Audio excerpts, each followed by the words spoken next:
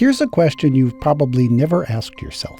When astronauts are in space, what do they do on their day off? Sure, they're mostly busy doing science experiments or other astronaut things, but it's not all work.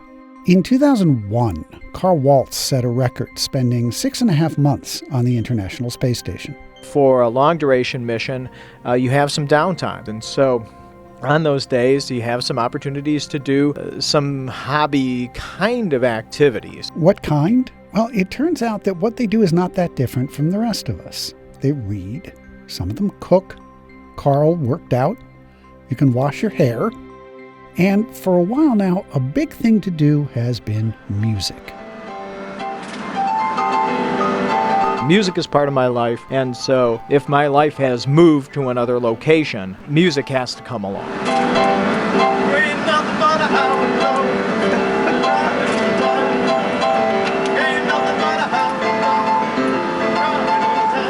Before Carl went into space, he played the organ at his church, and he was also in Max Q, an all-astronaut band that's been around since 1987.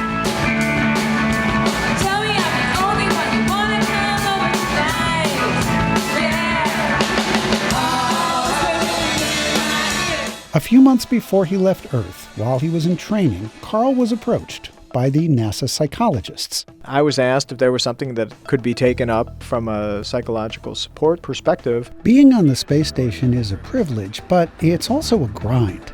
Think about it as living inside a 747 for 6 months with the same group of 7 people.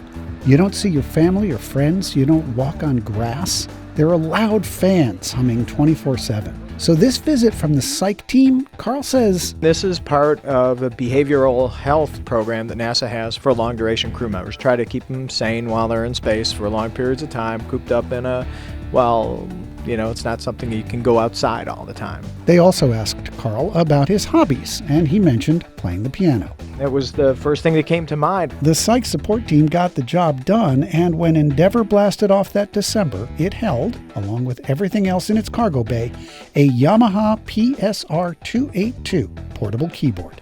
Taking musical instruments on a ship for an expedition is a tradition, if you will. And so I think it's what makes us human, is because we bring some of our home with us. And bringing music into space is also not new.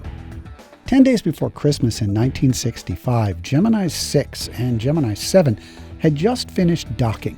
Wally Schirra got on the radio and told Houston he thought he saw a UFO. Houston and Gemini 7, this is Gemini 6. We have an object, looks like a satellite, going from north to south, probably in a polar orbit. Stand by one. Looks like he's trying to signal something.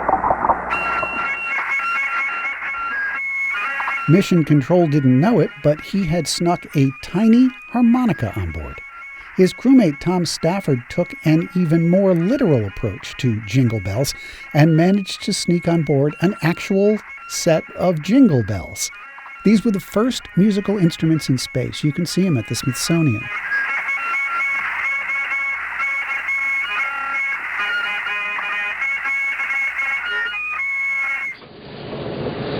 "25 seconds and counting, we are still go." There was music in space during the Apollo program, of a sort.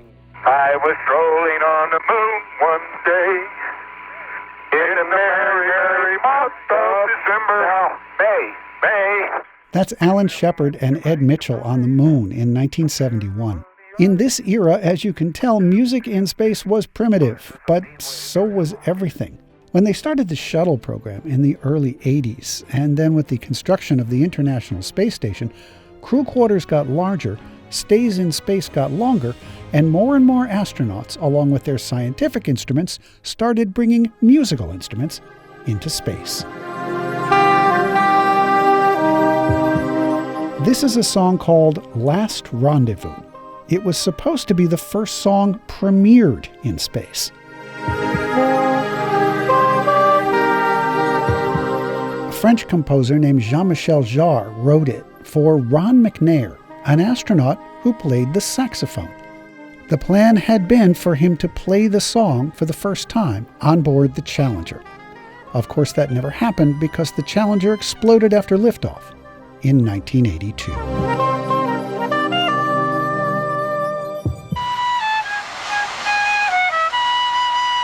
This is Ellen Ochoa. When she went up on the shuttle Discovery in 1993, she made news for being the first Latina in space. But what's important here is that Dr. Ochoa is a concert flautist. According to her NASA bio, 10 years before going up on Discovery, the Stanford Symphony Orchestra gave her the Student Soloist Award. There are things that you probably think you know about space, things that you think would have an impact on playing music up there. Things like there's no gravity. Things like in all those space videos, people move really slowly. Or that your bones lose calcium and your muscles get weak in space. Or this one. So with all that, is there anything about playing music in space that's different from on Earth? Let's take those one by one. One of the things we have to do is maintain our muscle strength, especially in the arms and hands, because we use those during our spacewalks.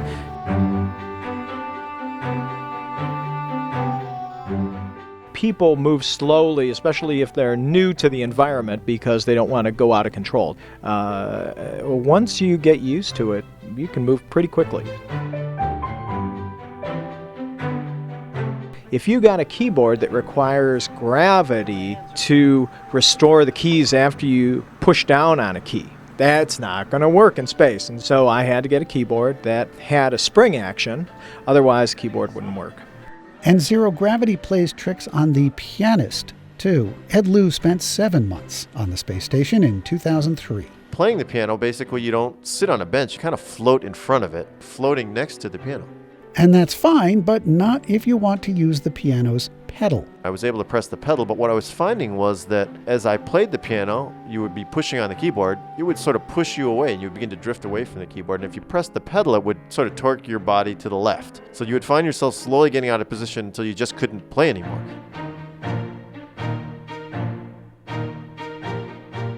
The space station is pressurized to 14.7 pounds per square inch, just like at sea level. So sound travels the same. And your eardrums respond exactly like on Earth. The way your body works, the way you swallow, the way your eyes work, all that other stuff is pretty much identical. But while playing a musical instrument in space is not that different from playing one on Earth, bringing an instrument into space can cause problems. Formaldehyde, benzene, or toluene. Some of the fluorinated species can be quite toxic. That's Mike Pedley, whose job was to make sure musical instruments were safe to go into space. That list of chemicals, that's all the stuff that you might find adhering to a flute or a sax. They appear as a result of the manufacturing processes. They're things like solvents that dissolve the varnish on a guitar, or lubricants and softeners. All the things you'd rub on an instrument to make it sound as good as it can. On Earth, things like that are no problem. But up on the space station... Well, they're a concern in space because you have a closed environment. There's nowhere for the gases to vent. They just stay there in the cabin. To defend against this... We put the hardware into a closed chamber, heat it at 120 degrees Fahrenheit for 3 days. That speeds up the release of any gases before it goes up in space. Carl Waltz's keyboard created a different kind of concern, electromagnetic interference. You're trying to determine whether the electronics will interfere with the electronics of the spacecraft vehicle. Guitars have a different problem. Spacecraft cabins have a lot more concentrated oxygen than you'd find on Earth. Because of that, materials are a lot more flammable than they would be on the ground. So anytime an astronaut finishes playing a guitar in space, it needs to be put away inside a fireproof box. In the 1980s, NASA created a Journalist in Space program because astronauts were so inexpressive about their experiences, and everyone got so tired of hearing them say, "Outstanding," whenever they saw anything. I got a taste of that problem when I asked Carl and Ed to talk about how playing music in outer space moves them or sustains their souls. Here's Ed There's a window which is next to the keyboard on the space station, and you can look out the window and watch the Earth outside go by. It's pretty neat. I think we're passing over Indonesia. There you go. Pretty neat. An astronaut's highest compliment. We're going to play the Moonlight Sonata.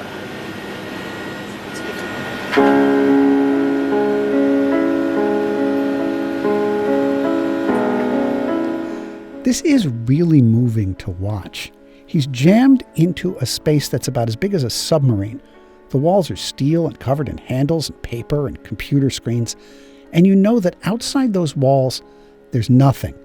No light, no air, no water, no life. But here is Beethoven, flying through space.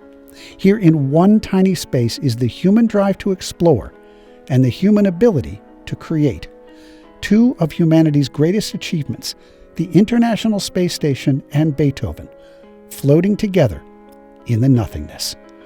Pretty neat? Yeah, that's fair.